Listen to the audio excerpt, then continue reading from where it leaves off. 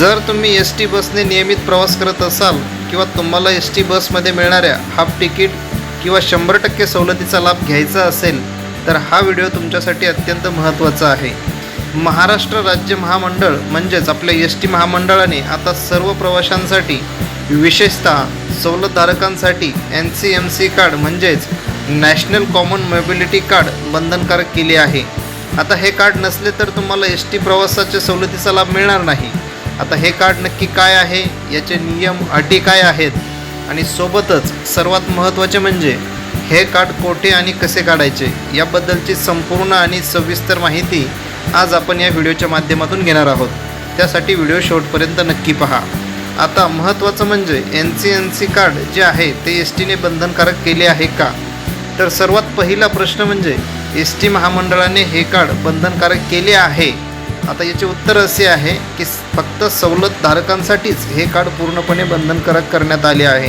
म्हणजे ज्यांना कोणत्याही सवलतीचा लाभ घ्यायचा असेल, हाफ तिकीट असेल, 1/4 असेल किंवा 100% सवलतीचा ज्यांना लाभ घ्यायचा आहे त्यांच्यासाठी हे कार्ड महत्त्वाचे आहे किंवा बंधनकारक केले आहे. आता आधीचे जे एस टीचे जुने स्मार्ट कार्ड वापरले जात होते पण ते आता डिजिटल व्यवहारांना चालना देण्यासाठी आणि पारदर्शकता आणण्यासाठी वन नेशन वर्ल्ड कार्ड या योजनेअंतर्गत एस टी महामंडळाने NCMC कार्ड लागू केले आहे. जर तुम्ही महिला सन्मान योजनेअंतर्गत 50% सवलत घेत असाल किंवा अमृत ज्येष्ठ योजनेअंतर्गत मोफत प्रवास करत असाल, 75 वर्षाच्या वयानंतरचे जे प्रवासी आहेत त्यांच्यासाठी एस टीकडनं मोफत प्रवास दिला जातो त्यांची आहे, किंवा विद्यार्थी, दिव्यांग, पत्रकार असाल तर तुम्हाला या कार्डशिवाय एस टी तिकिटात सवलत मिळणार नाही. जर तुमच्याकडे हे कार्ड नसेल तर तुम्हाला पूर्ण तिकीट भरावं लागेल. ते देखील तुम्ही लक्षात घेणं गरजेचे आहे. आता सर्वसामान्य प्रवाशांना हे कार्ड काढता येईल जेणेकरून त्यांना तिकिटासाठी सुट्ट्या पैशाची कटकट राहणार नाही. सामान्य जर प्रवासी असाल तर तुम्ही देखील ते NCMC कार्ड काढू शकता. आता यामध्ये नियम व अटी काय आहेत ते देखील पाहू.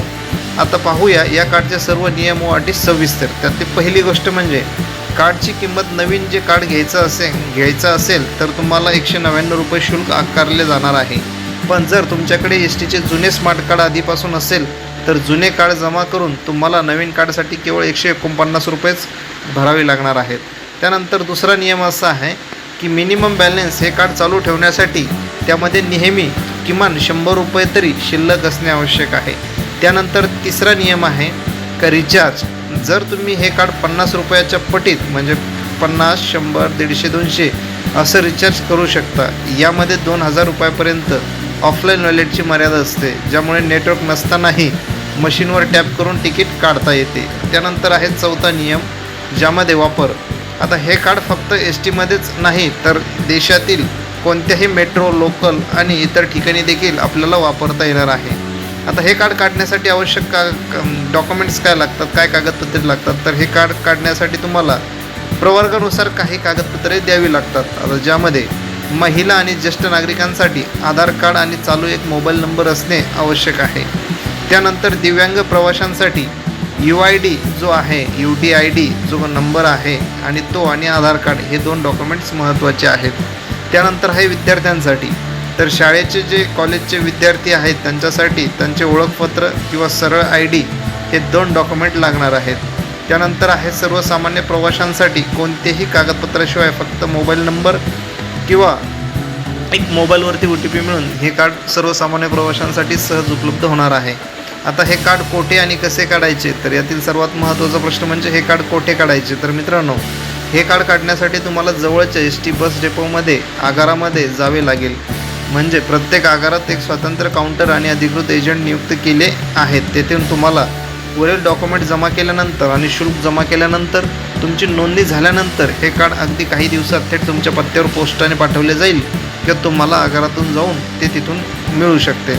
आता याशिवाय अनेक राष्ट्रीयकृत बँका देखील NCMC कार्ड जे आहे ते पण एस टीच्या सवलतीचा लाभ घेण्यासाठी एस टी डेपोमधूनच प्रमाणीकरण घेणे सोयीचे पडेल.